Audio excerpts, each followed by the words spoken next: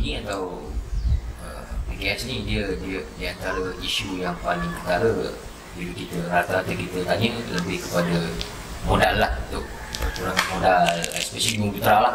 Jadi pasal modal ni memang banyak masalah lah. Jadi mungkin Dato' boleh kupas sikit bagaimana modal dan pengurusan kewangan ni memainkan peranan yang penting dalam usaha kita nak memajukan.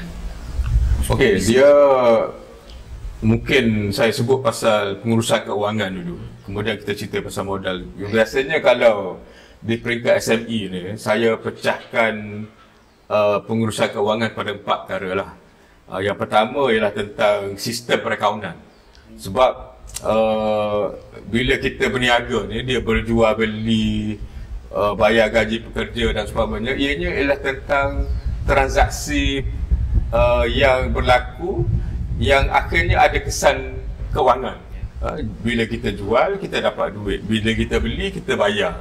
Bila kita upah orang, kita bayar juga. Dan patut dapat hasil dan sebagainya. Jadi perkara pertama yang penting dalam pengurusan kewangan ialah untuk merekodkan transaksi, supaya akhirnya kita tahulah perniagaan ni untung ke, rugi ke, ada duit banyak ke, ada hutang banyak ke, modal cukup tak cukup ke. Jadi yang pertama kena rekodkan dulu.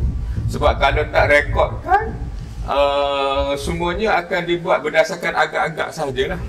Dan ini berbahaya. Sebagai contohnya, kalau orang tak faham tentang pengurusan kewangan, apabila dia nak lakukan produk, mungkin dia jual pada harga yang sebenarnya merugikan perniagaan, tapi dia rasa seronok sebab nampak produk laku.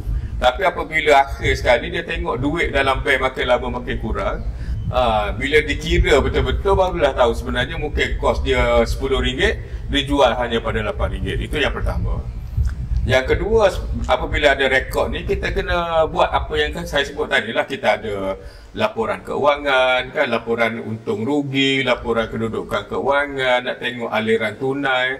Jadi banyak benda yang kita boleh faham tentang perniagaan apabila direkodkan dengan cara yang betul. Dan satu lagi perkara ialah perniagaan ni dia kena mematuhi beberapa peraturan lah. Khususnya kalau perniagaan yang untung, kena bayar cukai. Jadi kalau tak ada rekod yang elok, maka dia tak boleh memenuhi kehendak undang-undang cukai, mungkin nak kena denda dan sebagainya. Kalau syarikat tu didaftarkan dengan Suruhanjaya Syarikat sebagai syarikat sendirian berhad, nak kena serah simpan penyata keuangan, kalau besar kena audit dan sebagainya. Perkara yang ketiga ialah dari segi apa yang saya takrifkan sebagai perakaunan pengurusan lah. Macam mana nak kerja, nak kira kos.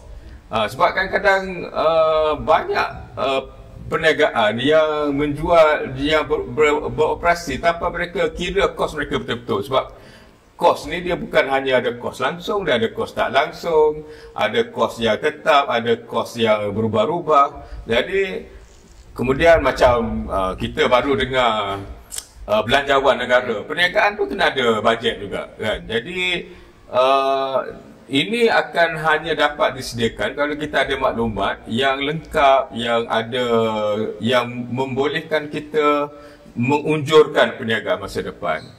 Kemudian dari segi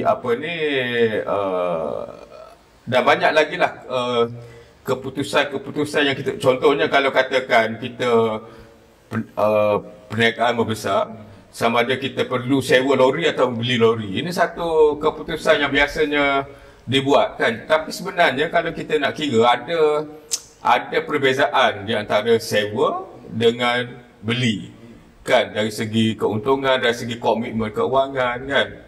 Jadi inilah yang ketiga. Dan keempat, saya panggil pengurusan perkhidmatan yang berkenaan dengan pengiraan keperluan modal, nak mencari pembiayaan, nak menguruskan aliran tunai. Jadi apabila kita pecahkan pada 4 ni, sekurang-kurangnya usahawan nampak nak, mula nak kena rekod dulu, kemudian nak buat pelaporan, kemudian nak buat bajet ke, unjuran keuangan ke, dan yang akhir sekali modal cukup tak cukup, kalau tak cukup macam mana nak cari, nak pinjam dengan bank ke, nak cari rakan kongsi lain ke. Jadi pengurusan keuangan akan nampak lebih sistematik daripada kita sebut satu perkataan yang susah nak kita bayangkan apakah itu pengurusan keuangan.